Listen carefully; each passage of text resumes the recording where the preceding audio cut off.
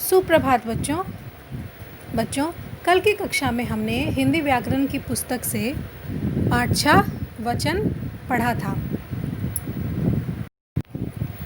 आज हम इसी पाठ में आगे बढ़ने से पहले वचन और उसके भेदों की परिभाषा को दोहराते हुए चलेंगे। बच्चों, वचन को इंग्लिश में नंबर भी कहते हैं और यह किसी चीज़ की संख्या बताता है। इसके दो भेद होते हैं। वचन के दो भेद होते हैं, एक वचन और बहुवचन। एक वचन की तो चलिए हम एक वचन की परिभाषा देख लेते हैं।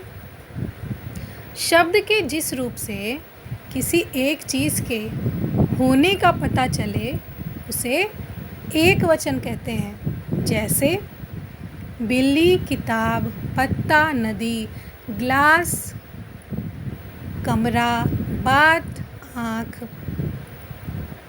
चप्पल, जूता, ये सब एक वचन के शब्द हैं।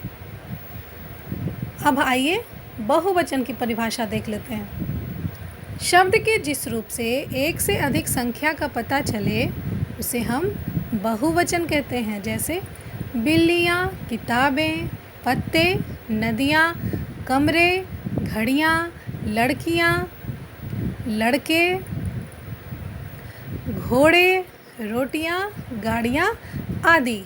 ऐसे अनेक शब्द हैं जो बहुवचन के शब्द हैं। तो बच्चों, इसके बाद अब हम आज का अभ्यास कार्य देखेंगे।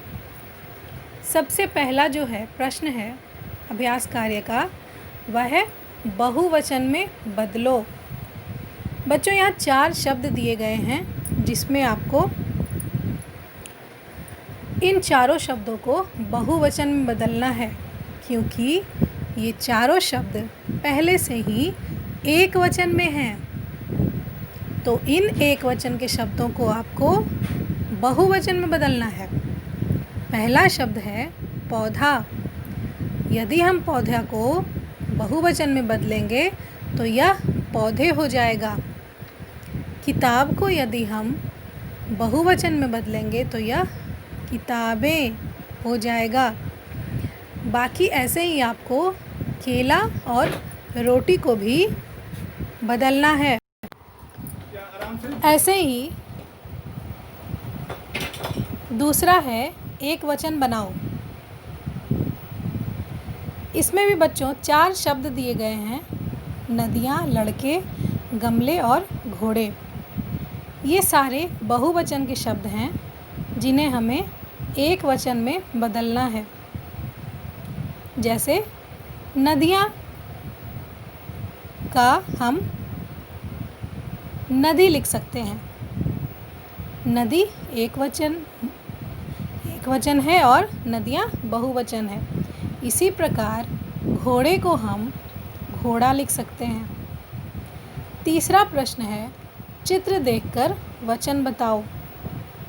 बच्चों, यहाँ आपको सबसे पहले यह बात ध्यान में रखनी है कि आपको चित्रों को देखकर उन चित्रों में जो वस्तु बनी हुई है उस वस्तु का नाम नहीं लिखना है, आपको उस वस्तु का वचन लिखना है। यह बात सभी बच्चे ध्यान में रखेंगे। तो पहले चित्र में सिर्फ एक वस्तु दिखाई गई है, इसलिए हम उसमें एक वचन लिखेंगे। तीसरे चित्र में 4 वस्तुएं दिखाई गई हैं, उसमें हम बहुवचन लिखेंगे। इसी प्रकार बाकी के 2 चित्रों में भी हम उनके वचन लिखेंगे। चौथा प्रश्न है उचित शब्दों से वाक्य पूरे करो, जिसका पहला वाक्य है खाली स्थान बगीचे में खेल रहे हैं। तो खेल रहे हैं हमारा बहुवचन शब्द को इंगित करता है। ऐसा दिखाता है कि इसमें कई बच्चे खेल रहे हैं, तो हम इसमें एक वचन के नहीं बहुवचन के शब्द भरेंगे, जो कि बच्चे हैं। बच्चा एक वचन है और बच्चे बहुवचन है, तो हम यहाँ लिखेंगे बच्चे बगीचे में खेल रहे हैं। इसी प्रकार बाकी के 3 जो वाक्य हैं उन्हें भी हमें सही फिल करना है। 5वां कार्य है हमारा रचनात्मक कार्य। इसमें बच्चों एक वचन तथा बहुवचन वस्तुओं के चित्र बनाकर हमें रंग भरने हैं। पहले बॉक्स में हम एक वचन का चित्र बनाएंगे और दूसरे बॉक्स में बहुवचन का। तो मुझे उम्मीद है कि इस चित्र में आपको मुझे दोबारा से समझाना नहीं पड़ेगा कि एक वचन में आपको कैसा चित्र बनाना है और बहुवचन में कैसा। इसलिए आप इसमें कोई दोनों बॉक्स में आप सुंदर से चित्र बनाइए और उसमें रंग भरिए। बच्चों, आज की कक्षा में हम अभ्यास कार्य से केवल इतना ही कार्य करेंगे। उसके बाद अगली क्लास में हम आगे के 2 पृष्ठ और पूरे करेंगे। अपना ध्यान रखें और अपना कार्य समय पर पूरा करें। धन्यवाद बच्चों।